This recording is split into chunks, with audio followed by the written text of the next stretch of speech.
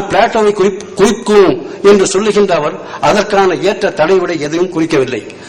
பொதுவாகவே தன்னுடைய கற்பனையாகவே குறிப்பிடுவதாகவே படுகிறது. இது நான் முனைவற்பட்ட ஆய்வு செய்யும் போது இந்த நூல் உருவாக்கப்பட்டுக் கொண்டிருந்தது. அப்ப நான் அவர்கிட்ட கேட்டேன். அவர் சொன்ன ஒரே பதில் இதுதான், இல்லைங்க அது பிளாட்டோவை தான் முடியும், பிளாட்டோ தத்துவவாதி, இந்த அஃப்லாத்தூன் பெரிய தத்துவவாதியா இருக்கான். அஃப்லாத்தூன் என்பதற்கு அயோக்கியன் என்றும் பொருள் உண்டு, சந்தர்ப்பவாதி என்றும் பொருள் உண்டு. இதையும் நான் குறிப்பிட்டேன். அதை அவர் ஏற்றுக்கொள்ளவே இல்லை. அந்த நூலில் 236ஆம் பக்கத்தில் பிளாட்டோவை குறிப்பதாக டாக்டர் உவைஸ் அவர்கள் குறிப்பிடுகின்றார்கள். அஃப்லாத்தூன் என்பான் மிக அயோக்கியன். கற்க வேண்டிய நூல்களை கற்காமல் ஹராமான நூல்களை கற்றுவிட்டு வாழ்ந்ததாகவே இந்த நூலில் தொடக்கம் செய்கின்றார். ஹராமினும் வகைகள் கற்ற கனதவ அபுலாதூனும் தராதர ஞானமெல்லாம் தானவன் அறிந்து தீனை நிராகரம் செய்ததாலே நீதிய நரகில் வீழ்ந்தான் என்று அஃப்லாத்தூனை பீர்மூது புலவர் அவர்கள் அறிமுகம் செய்து வைக்கின்றார்.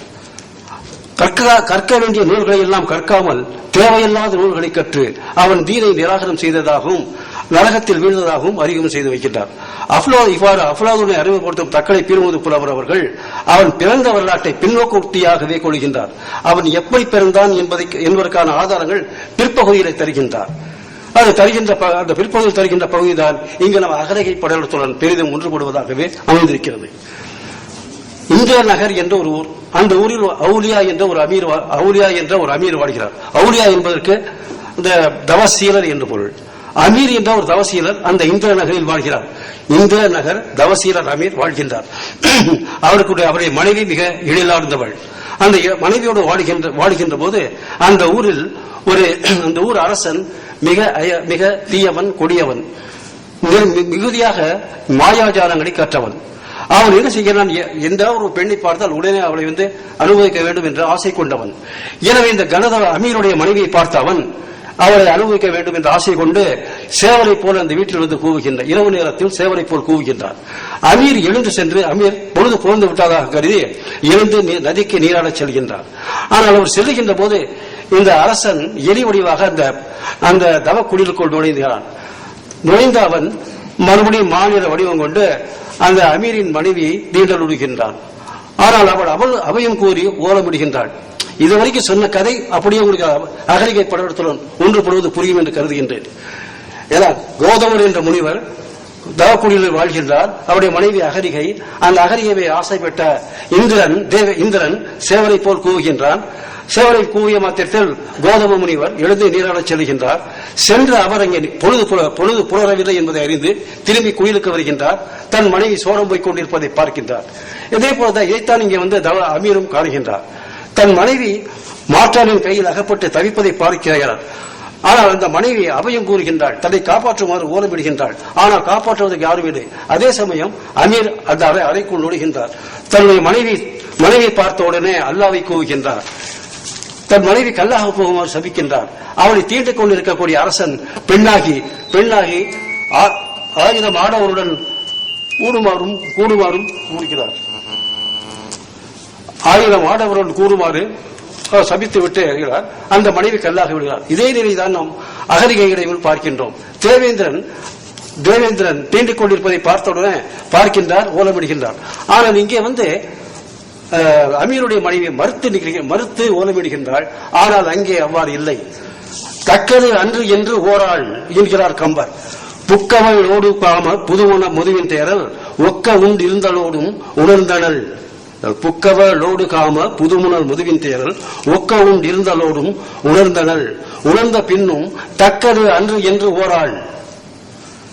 அந்த நிலையில் தாழ்ந்தனள் இறப்ப தாழா முக்கணான் அணைய ஆற்றல் முனிவனும் முடுகி வந்தான்.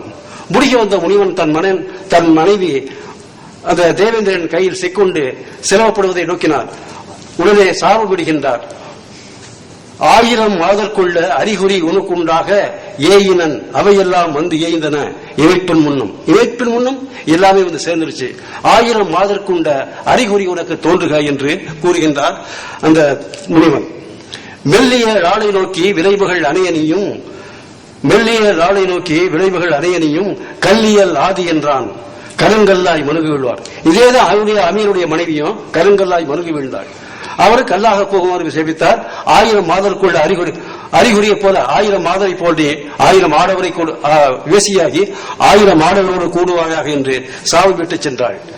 தவசீலர் அமீர் இந்த சாவு விட்ட பிறகு வரைக்கு செல்லுகின்றார் தவமீட்டவனுக்கு.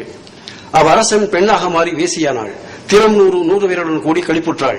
பல்லாண்டுகளுக்கு பின்பு அந்த ஊருக்கு ரஹீம் என்பார் வருகின்றார். ஆனால் ரஹீம் யார் என்பது தெரியவில்லை. இவர் கடவுள் நிலைக்கு ஒப்பிட்டு கூறுகின்றார் இந்த திருநெறி நீத புலவர். அவ்வரசன் பெண்ணாக மாறி வேசியானான். தினம் 100 பேருடன் கூடி கழித்தான். பல்லாண்டுகளுக்கு பின்பாகி ரஹீம் என்பார் அவர் ஊருக்கு வந்தார். பாழான நரகத்தையும் வீதியில் ஒரு எழிலார்ந்த சிலையையும் கண்டார். மெதுவாக சிலை மேல் தன் காலடி பதித்தார். அவ்வளவில் அமீரின் மனைவி உயிர் பெற்று எழுந்தாள். இதே நிலையைத்தான் நாம் கம்பராமாயணத்திலும் பார்க்கின்றோம். கண்ட கல்மிசை ககுத்தன் கலல் துகள் கதுவ பண்டை வன்மையாய் நின்றாள் என்கிறார் கம்பர். ராமபிரானுடைய காலடி பதித்த மாத்திரத்தில் பட்ட மாத்திரத்தில் காலுடைய துகள் பட்ட மாத்திரத்தில் அவள் எழுந்து நின்றது போலவே இங்கே அமீருடைய மனைவியும் எழுந்து நின்றாள். எழுந்திருந்தவத்தில் அமீரின் மனைவி நடந்த யாவும் கூறுகின்றார் அந்த ரஹீமிடம். சென்றவர் நெருங்கிச் சென்று சிலையின் மேல் இருகால் வைக்க வண்டனி குழல் உயிர்த்து வடிவுடன் எழுந்து நின்றாள் என்பது அந்த செய்யுள். அவள் எல்லா கதையும் சொன்ன பிறகு அமீரை அந்த ரஹீம் என்ன செய்கின்றார், இவளை அழைத்துச் சென்று ரஹீமிடம் சேர்க்க முற்படுகின்றார். ரஹீம் அப்போது அந்த அமீர் தவயோகத்தில் இருக்கின்றார். அவன் தவயோகம் முடித்தவரை காத்திருக்கின்றார். காத்த பிறகு அவளை அவருடன் சேர்த்து வைக்கிறார். நாடியே நான் உமக்கா நாடியே கூட்டி வந்து கம்பராமாயண ஒப்பீடு அதோடு முடிந்து விட்டது. அமீருடைய மனைவி சிலையாகி எழுந்து நின்றதும் கம்பராமாயணத்தில் அந்த அகலிகை எழுந்து நின்றதும் முடிந்துவிட்டது. இனி தொடர்கின்ற பகுதி நம்முடைய திருநெறி நீதத்தாரியுடைய பகுதியாகும். இதை ரஹீம் அழைத்துச் சென்று கூடுகின்றார். நாடியே நான் உமக்கா நாடியே கூட்டி வந்தேன், பாரிலே விரைவு போக்கி பட்டணம் ஆள வந்தேன் என்கிறார். ரஹீம் சொன்ன மாத்திரத்தில் அந்த அமீரும் அந்த மனைவியை மன்னித்து ஏற்றுக்கொள்கின்றார். ரஹீம் திரும்பினார். திரும்பிய அவர் பாலுணர்வு பயப்பட்டார். அமீரின் மனைவி மேலே அவருக்கு நோக்கம் இருந்தது. ஆனால் இப்ப பாலுணர்வு பயப்பட்ட அவர் திரும்பி வருகின்றார். தன் கையால் சிற்பம் ஒன்றை படைக்கின்றார். ஈசுமா என்னும் மந்திர ஜாலத்தால் அந்த சிற்பத்தை உயிர் பெற செய்கின்றார். வானொலியில் மதியைப் போல அவளும் எழுந்தாள். அவன் செய்துவிட்ட சிற்பம் வானொலி மதியில் போல் எழுந்திருக்கின்றது. எழுந்திடும் மயிலை நோக்கி இறையவன் ரஹீம் உரைப்பார். இதுதான் இவர் செய்கின்ற ஒரு ரஹீமை இறைவனாக கொள்கின்றார். எழுந்திடும் மயிலை நோக்கி இறையவன் ரஹீம் உரைப்பார். தெளிந்து நாம் இருவரும் சேர்ந்து திருநகர் வாழ்வோம் என்ன, நீயும் நானும் திருமணம் செய்து கொண்டு இந்த நரகத்தில் வாழ்வோம் என்று அந்த எழுந்த மயிலை கேட்கின்றாள். அந்த சிற்ப உயிர் பெற்று எழுந்து நின்ற சிற்பத்தை கேட்கின்றார் இந்த ரஹீம்.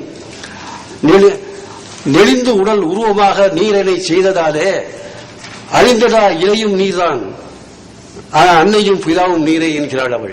என்னை உருவமாக நீர்தான் ஆக்கியிருக்கின்றாய், நீ இறைவன், நீ என்னை உருவாக்கினால் நீ என்னுடைய தந்தையும் தாயும் ஆய்வாய், ஆகவே நான் உன்னை ஏற்றுக்கொள்ள முடியாது என்று சொல்லி அவர் பெண்ணுக்கு இருக்கின்றாள். இச்செய்யுளில் ரஹீமை ஏற்றுக்கொள்ள மறுத்தவள் பெண்ணுக்கு உணர்கின்றாள். பாலுணர்வு வயப்பட்ட ரஹீமுக்கு மிகுதியாக பாலுணர்வு ஊறுகின்றது. அதிலிருந்து 3 துளிகள் சிதறி வெளிகின்றன. 3 ஆண் மக்களாக உருப்பெறுகின்றன. ஒன்று அவுலாதூன், மற்றொன்று போகர், இன்னொன்று இந்த சிற்பமாக இருக்கிறார்கள். ரஹீம் அவ்வளவில் சில மூலிகைகளை அந்த பெண்ணுக்கு தர பாலமுது சுரக்கின்றது. அந்த பெண்ணை வளர்த்து அந்த குழந்தைகளை வளர்ந்து வருமாறு கூறிவிட்டு அவர் மலை மேல் ஏறி சென்று மறைந்து விடுகின்றார். அந்த பெண் அந்த மூவரையும் வளர்த்து விடுகின்றார். மூத்தவன் அஃப்லாத்தூன், 2வது லுக்மான்,